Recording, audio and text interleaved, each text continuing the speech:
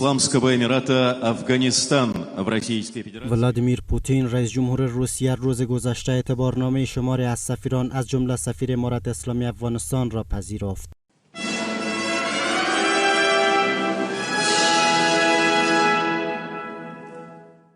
آقای پوتین در نشست به همین مناسبت و پذیرش اعتبارنامه‌های سفیران کشورها گفت در سالهای اخیر روابط افغانستان و روسیه تقویت شده و بر رسمیت شناسی حکومت جدید افغانستان از سوی مسکو در سال گذشته میلادی تاثیر چشمگیری در این زمینه داشته است.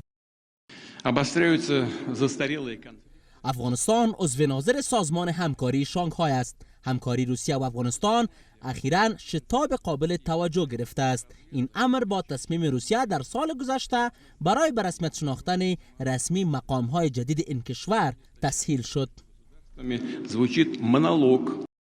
آقای پوتین افزوده است که مسکو به افغانستان آزاد از جنگ، هراس افغانی و قاچاق مواد مخدر علاقمند است و از شکلگیری کشور یک پارچه مستقل و صلح‌آمیز حمایت می‌کند و تصمیم مسکو در سال گذشته برای به رسمیت شناختن امارت اسلامی به تقویت این روند کمک کرده و روسیه صادقانه خواهان ثبات و امنیت پایدار در این کشور است. و همچنان گفته است که افغانستان اکنون به حیث عضو ناظر در سازمان همکاری‌های شانگهای حضور دارد.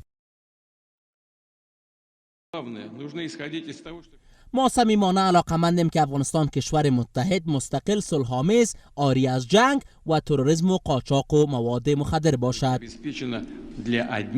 روسیه نخستین و تا کنون آخرین کشوری بوده که امارت اسلامی را پس از به قدرت رسیدن دوباره در افغانستان به عنوان یک دولت به رسمیت شناخته است.